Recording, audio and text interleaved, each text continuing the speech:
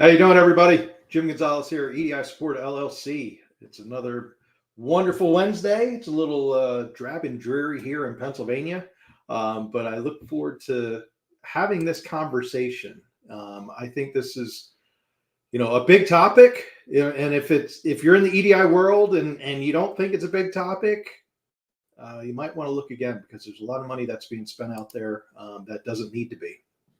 So what I always like to say is this is there's topics and there's things that I want you to think about. And this is one of them, how to negotiate EDI contracts, basically like a pro, somebody that's, seen a lot of contracts depending on who the vendor is. I've seen a lot of them that are out there, whether it's in the EDI, API integration realm. So, the big things that I like when I'm talking to people about this in meetings is I always say, like, hey, what's the most surprising clause you've seen in a contract? So think about that. As you're watching this video, drop a comment and let me know, like, what's that clause that you've been like, I can't believe they did that. I can't believe that's in the contract. And that's a big thing. And it's for others to see, not just myself, so I try to share this and give some insight, just because I've negotiated a lot of contracts over the years. When you're looking at things, and where we start off is, why negotiation matters. The big thing is this: it comes down to service, which leads into time, which leads into money, which leads into all of those things cohesively in the EDI world. So I don't just, buy something without reading into everything. I read the contracts, I go into small prints, I do all of those things. That's just who I am. Some people just sign on the dotted line and don't care about it. I think you should negotiate, especially when most SMBs assume EDI contracts are non-negotiable. A lot of the SMB market thinks, oh, I can't negotiate. I will tell you, sitting in a lot of enterprise level meetings and major contracts, enterprise level negotiates everything. Doesn't matter your size. SMBs, you can negotiate too. They're trying to earn your business. So don't think it's not that you can't negotiate. Now, I'm not going to say everything's going to be negotiable. As an organization with our own Elevate platform, I don't really negotiate, because I've tried to work and keep things as transparent and as easy as possible, with talking with my team, with looking at different things that we've seen, looking at, what do we think could be stops. The vendors take advantage of that knowledge gap. They're looking at you as, in the SMB field, and they're going, hey, they don't fully understand EDI, API, and all of those things. So we're going to make it seem like it's overly complex. It's the hardest thing that you can do, so that we can charge more money.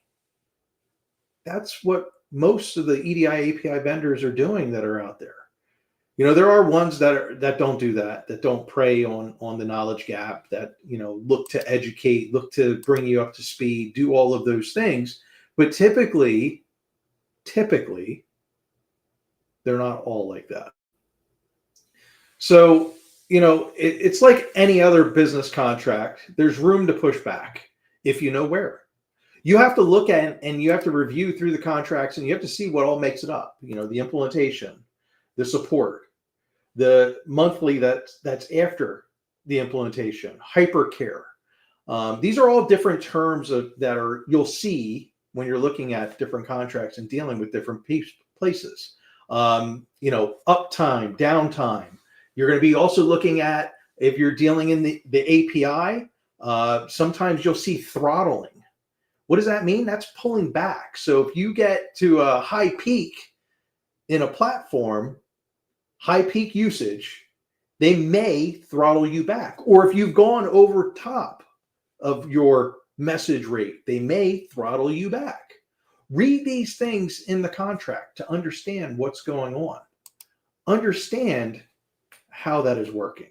So when you look at the anatomy of an EDI contract, usually what's in there is a setup fees, your monthly fees, trading partner charges for implementation, your support terms or support level agreements are also referred to as SLAs. Take a look at those things. See how those break down. Some of them have it as users. So if you add your whole team, you have to pay for every single user that logs into the platform. Well, why shouldn't it be unlimited? If I'm looking at my monthly fees and I'm looking at the things that I have, what would you want in a perfect world?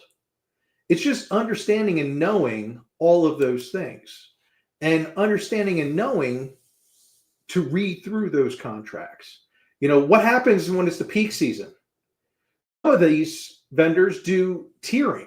So if you're in a peak season, say you're selling Christmas trees, well, your summer months and after Christmas, you're not as busy. You may still have some orders and all of those things going on, but your peak season is ramping into Christmas. So what happens if your vendor says, oh, well, you've this month you did X, so we feel we should move you up to the next tier. Well, no, I shouldn't move up to the next tier because the following month I'm going to go down, and the month after that, and you're locking me into a contract that I'm paying more than what I'm actually receiving. So you have to know, will it go back down after the peak season, or is it going to stay locked in? What does that look like? It's really the importance of reading the fine print, because fine print might also have in there that they don't negotiate, that these are the terms. Live with it. Some organizations like Elevate, I don't want you to sign a contract. I want to earn your business. Some people look at that as a bad thing. Some people look at that as a good thing. But I always say this, listen, just because I'm not making you do a contract to have our platform and have access to our platform, doesn't mean you, as the buyer, can't say, hey, we would like to engage you and we would like to engage you, but we're going to put you in a contract of our terms. As the owner, I'll review it. I'll look at it and we'll come back to negotiations. So imagine that. You actually put us in a contract. We're providing the platform, but we're doing a contract of your terms, as long as it's fair for both sides and it makes sense. That blows people's minds. Well, why would you do that from a business stance? I don't have investors that I have to answer to. I have me. Now, my wife and my daughters will tell you I have them too. But so look at the things and look at the contracts. Look at the stuff that you're putting in there. Look at your SLAs. Look at what all those fee breakdowns are and ask those questions. Do I pay for more users? Does my stuff tier off, or do I go up and down where I fluctuate based on what I've actually used that month? What are those setup fees? What are you charging per trading partner? Is there a monthly setup of a trading partner? And then there's a fixed fee for each trading partner. So I pay one time for the implementation of the trading partner, and then I pay a monthly just to have them as a trading partner or to have their communication setups. What does that look like? Communication is another thing. Some of them will charge you, for your scheduling.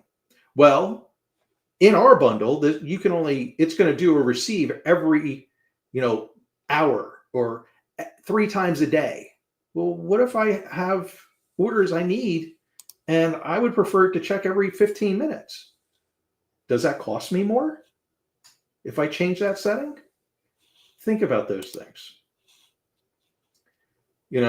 So when you're looking at it, you're trying to understand what's in there.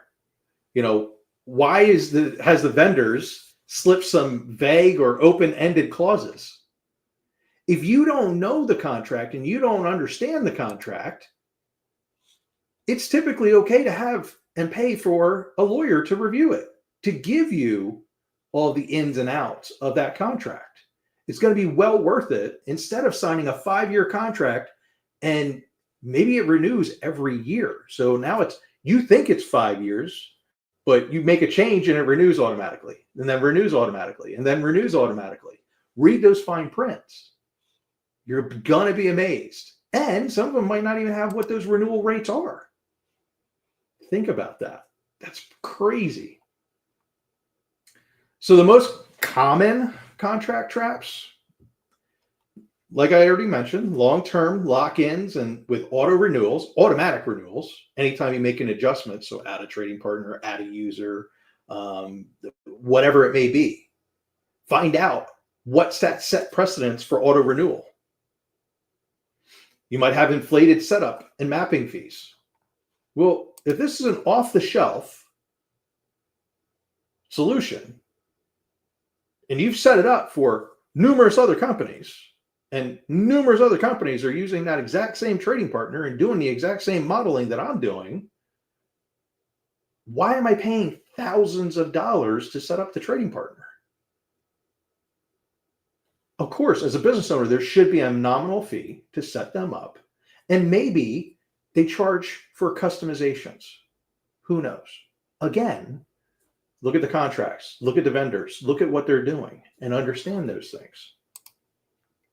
You know, there's also minimum usage commitments. You got to watch that. Like, oh, if you don't do 1,000 documents a month, this is what we're going to charge you. There's a minimum that they're going to charge you per month or for the overall engagement.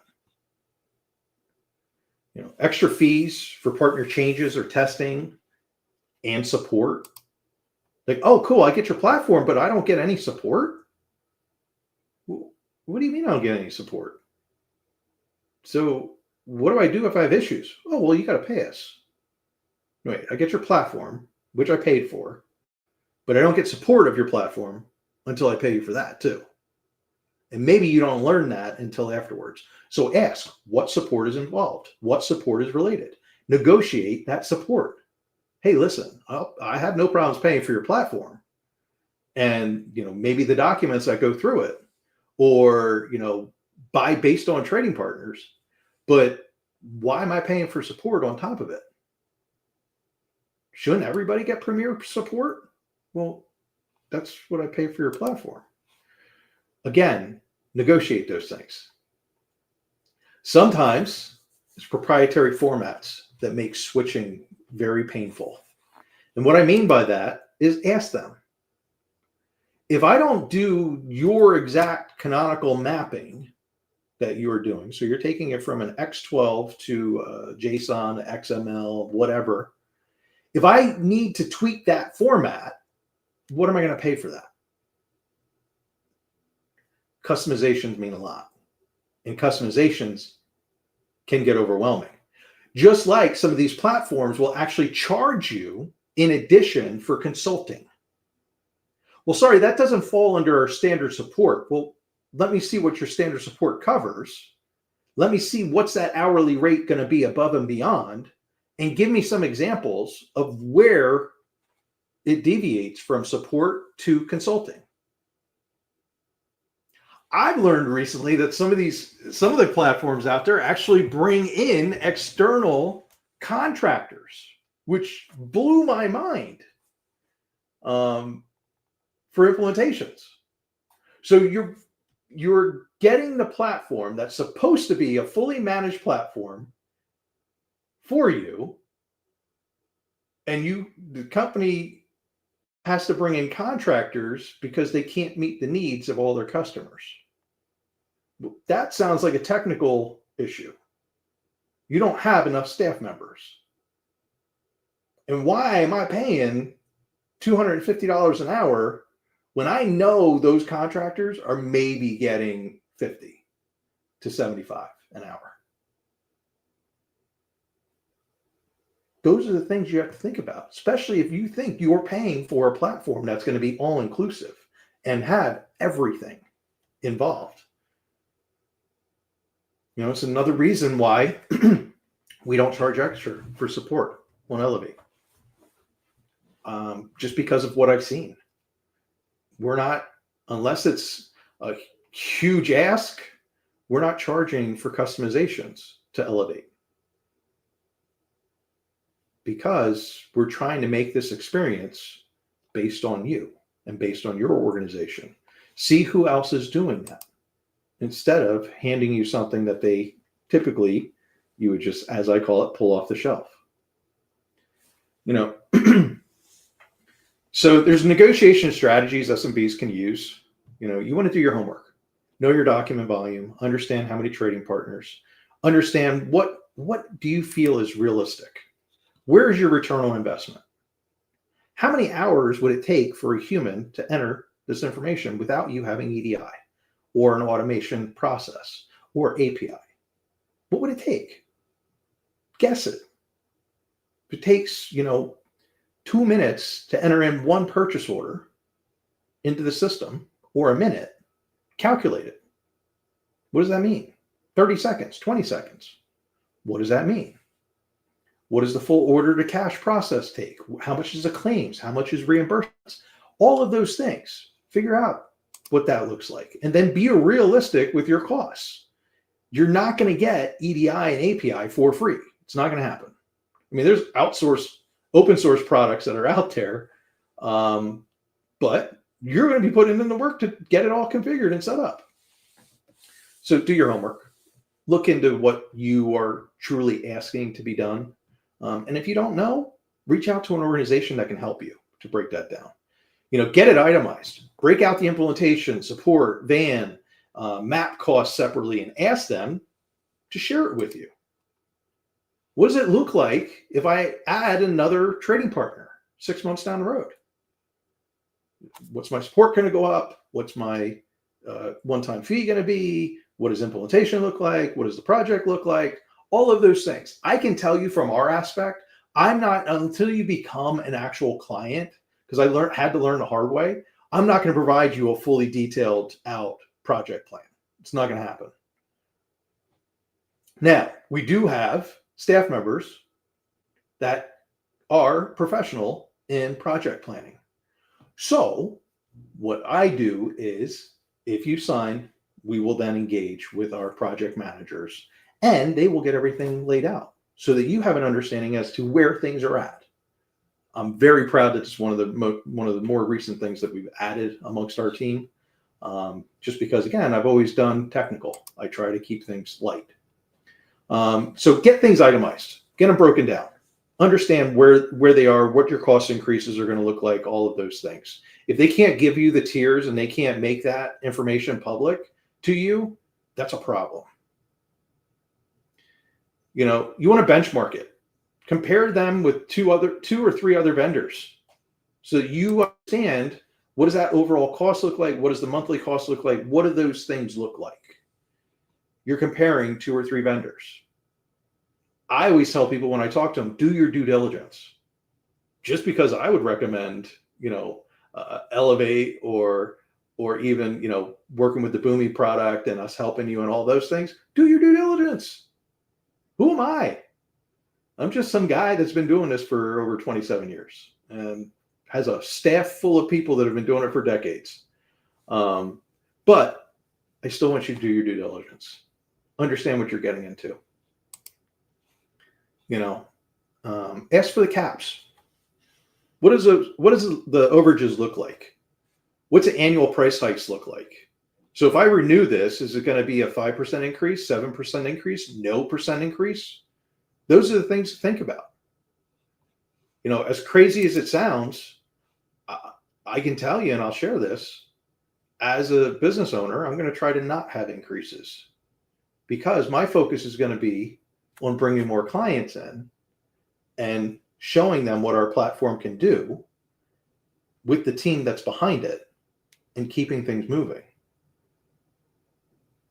If I find down the road that we're not profitable, now, of course, I have to make adjustments and do those type of things for the overall business health.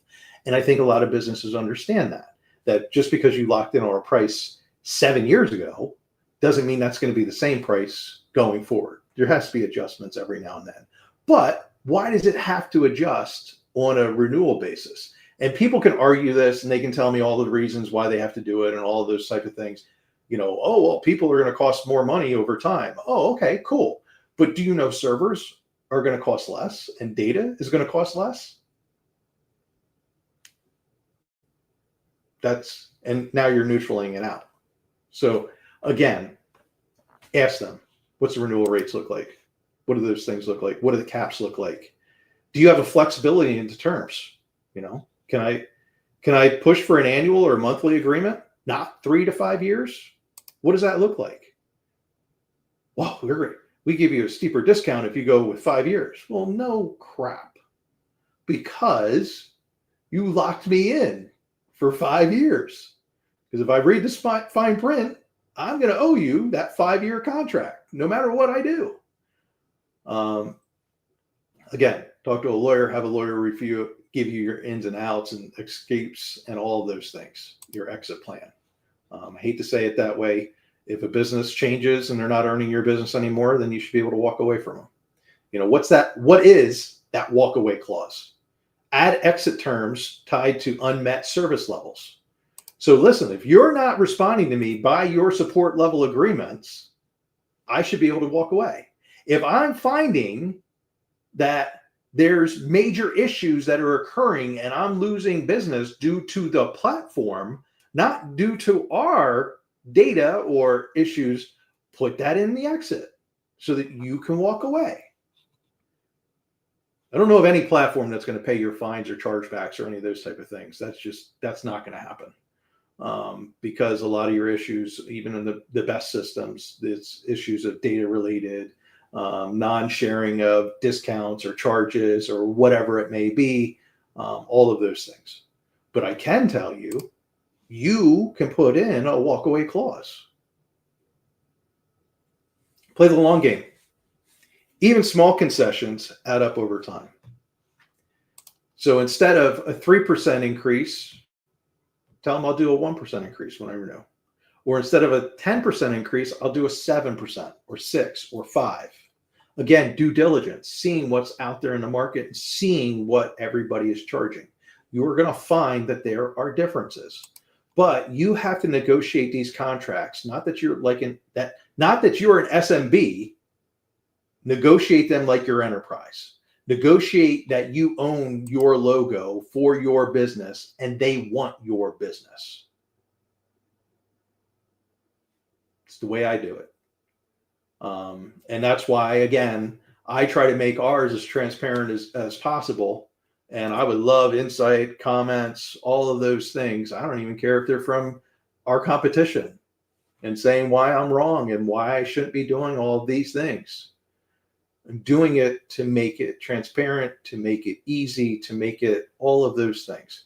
I'm one of those people that I hate when I go to a car lot, like say a used car lot, and I see these cars sitting there and I have no clue what they're asking for the car. Because there's nothing that says what the price is. I have to talk to somebody. I don't need to talk to somebody just to know what are you charging for the car. Why don't you put it on your website? So again, that's where my mentality comes from. In your everyday life, what gives you pain? What gives you stress? What gives you all of these things to not make doing your job easy or easier? So, when you're looking at it, there's a checklist. Simplest checklist I can think of or was able to come up with is, what's the total cost of ownership over 12 months? How are you set up in onboarding build? Do partner updates cost extra? So if a mapping changes or anything like that, am I going to have to pay extra? What happens if I want to exit? Can I export my data and maps? Think about that. What if I want to leave your system? Will you help me to understand what you've set up and configured for me that I've been using so that I can move to another system? How do I get my raw EDI? All of those things. You shouldn't be handcuffed.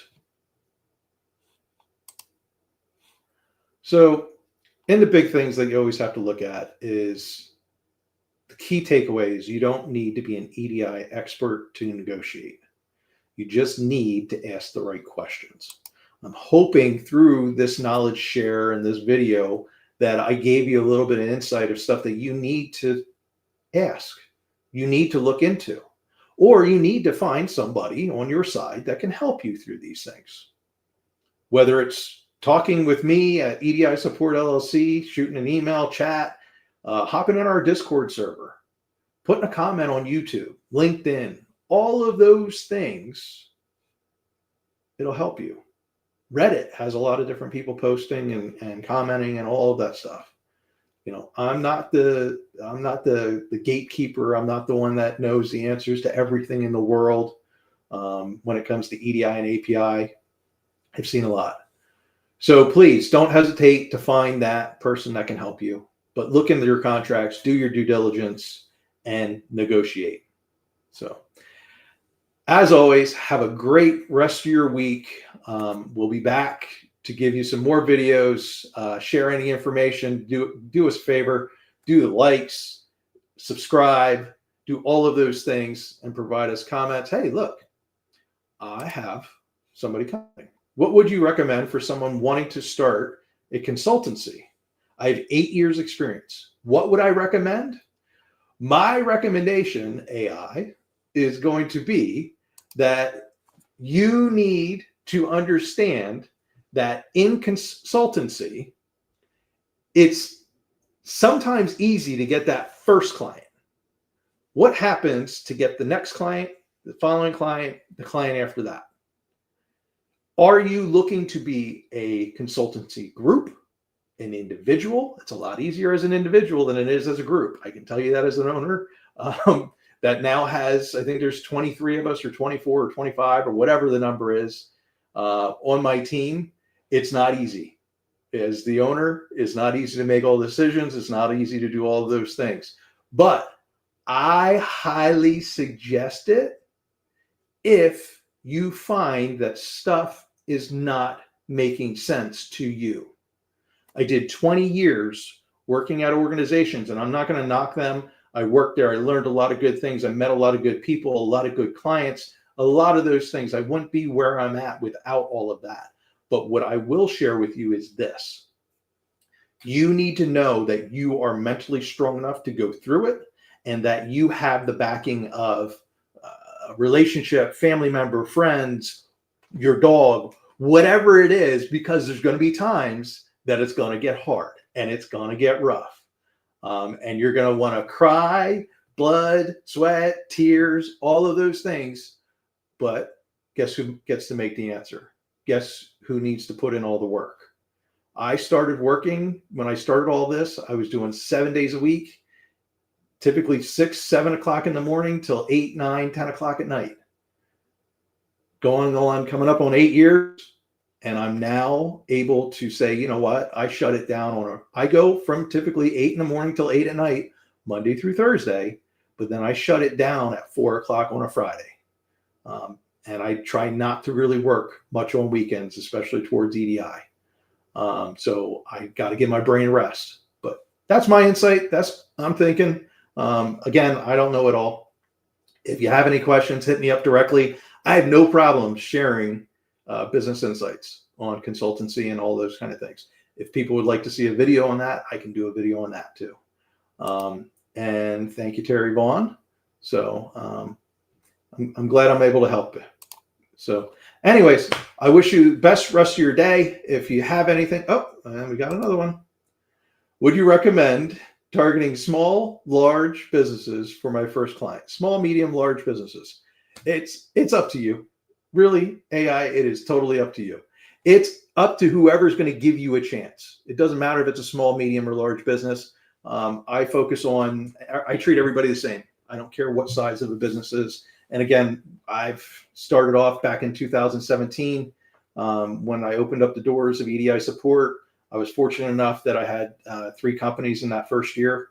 I didn't really make a lot of money. I did a lot of side gigs, did a lot of stuff just to keep the doors open, keep myself moving forward. And my wife and daughters can attest to it that there was a lot of stressful nights. But I don't recommend targeting anybody in particular. I don't care what size they are. I would just recommend getting yourself out there. Consistency. Post on LinkedIn. Do some YouTube. Hop on our Discord. Say, hey, here's who I am and this is what I do. And I would love to do some consultancy. I don't know. Throw it all out there. Think of outside the box. Thank you. I appreciate that, AI. Thank you for enjoying our channel. Again, I hope everybody has a great Wednesday. And as I always say, don't hesitate to reach out. You take care of yourself. Jim Gonzalez, EDI Support, LLC. I'll talk to you next Wednesday, or another Wednesday, I should say.